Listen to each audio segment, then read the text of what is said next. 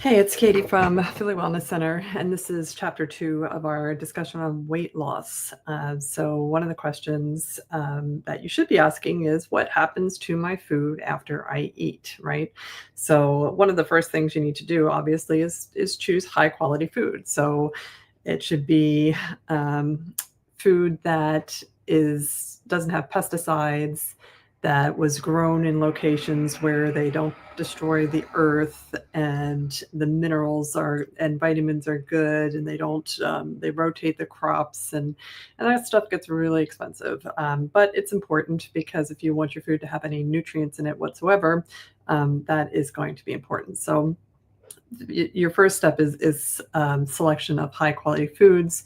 Of course, your animals, you want them to be free range and antibiotic free and hormone free, because the body has to process all that stuff. If the animal has it when they process the animals that's what you're eating, then your body is going to have to deal with it. So the less you have to deal with it, the fewer supplements that you're going to have to take. So you think of it as a cost savings when you buy that kind of stuff. All right, so the raw resources that you choose to eat need to get processed. So let's assume that you've gone through that process of shopping, and you've bought really healthy foods. You didn't buy anything in a box, and you did the best you can anyway with shopping. So you make dinner. What happens to your dinner? So when you chew the food, you have enzymes that are being created, and it's sending signals to the stomach, hey, something's on the way, right? And your stomach acid starts to build up a little bit. And this is I thought a great picture of the stomach, and that's obviously your esophagus going down. There's this little bump, like a divot, and that's your lower esophageal sphincter.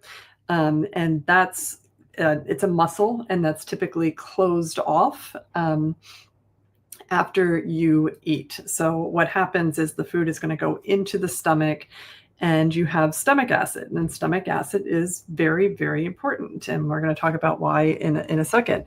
But you need the food to go into the stomach acid, and then you need your lower esophageal sphincter to close.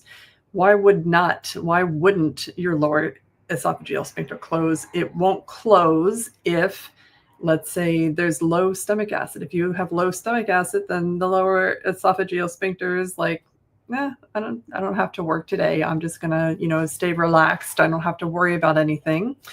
Or if you have a lot of pressure, let's say you ate a couple of hours ago and the food's still sitting there and it's still putting pressure on the stomach, and it's causing that lower esophageal sphincter to remain open. But the normal thing to happen is for that to tightly close, and it needs to tightly close because the stomach acid is going to build up. And this is one of the most important things, and it's probably the root cause of many, many, many problems out there: autoimmune conditions and gut dysbiosis and food allergies and all that kind of stuff. It starts with the stomach acid.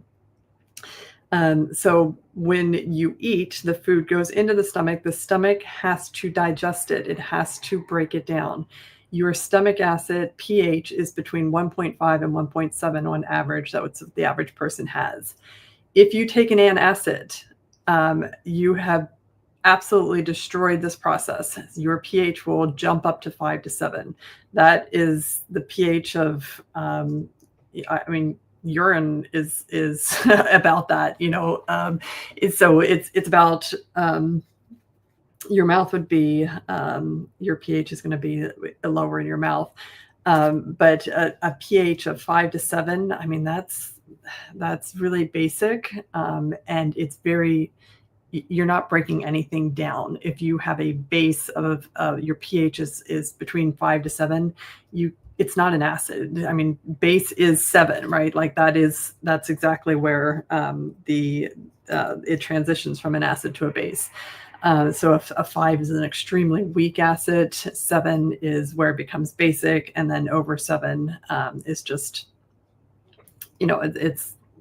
it's very, very difficult for that to do anything. So let's say you take food, right? and you break it down a little bit. Let's say you kind of cook it. You put it in the oven, you kind of cook it, and then you bring it out and you let it sit there um, for, let's say, weeks. I mean, what do you think is going to happen to that food, right? You're going to have maggots, you're going to have bacteria growing, and we'll talk about that when we get to the small intestines. But that is basically what happens when food doesn't get digested by acid in the stomach. It moves into the small intestine and it's not completely um, digested. Then the small intestine is going to have, there's going to be a massive reaction in the small intestine that's going to have to deal with that. So problem number one is making sure that you digest your food. Your food's going to hang out in your stomach for about an hour. That's how long it's going to take. And you need in this case, you need a very low pH so the acid can break down the food so that it passes into the small intestine in the right form. That breakdown, what it does is it breaks down the food into its elements. It's the vitamins that you need, the minerals, and the amino acids. This is the most important thing that stomach acid does. So please stop taking acids, because they are probably the reason that you have conditions in the first place. And people say, oh no, but whenever I eat, I get this heartburn. Well, you're getting heartburn because you're getting these acid bubbles, and because your lower esophageal sphincter is not closing because you have low stomach acid, the acid's able to bubble up and it's burning your esophagus. That is a sign that your lower esophageal sphincter is not closed all the way, and it's not closed all the way because you have low stomach acid. So it might seem counterintuitive, but the goal when you have heartburn is to increase your acid level so that that sphincter starts closing again. Do not take antacids. This is very, very damaging. It's causing a huge amount of problems. Some of you might have a very specific reason, but you should be guided by some sort of provider. If somebody's telling you to take antacids, you need to have a discussion. It should be short term, and you should know the risks of what's happening every time you take an antacid. So how do you build your stomach acid back up? And that's what I have here, some of the supplements. So you can certainly buy supplements. You can buy betaine. I'm kind of lazy sometimes, so I will just take betaine and take that before meals, and that will help build up acid. But you can also take lemon juice. So if you drink lemon water, that might be really helpful. You don't want to drink a whole lot of water while you're eating, because if you drink water, you're diluting the acid and you're increasing that pH.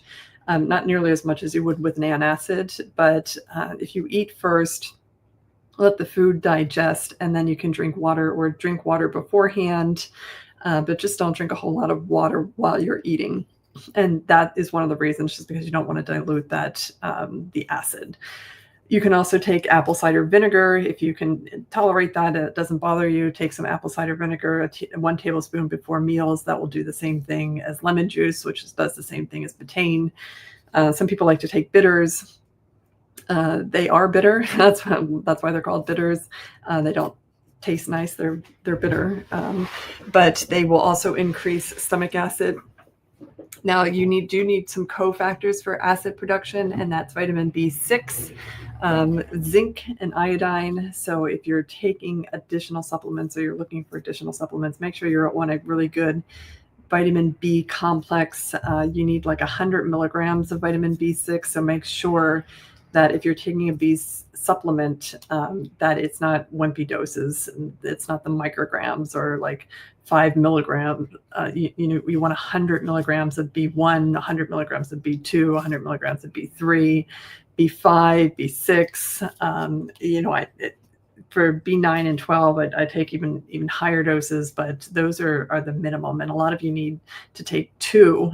So you're getting 200 milligrams of B6, because if you don't have reserves, and you'll see as we move forward, B6, it might start here in the stomach acid, but it is required for so many things, so many functions in the body, and zinc as well, and iodine. Iodine is the precursor to transporting thyroid around. Thyroid, basically, when you have T1, 2, 3, 4, that's 1, 2, 3, 4 molecules of iodine, and that's how that's used. Hello. Thanks.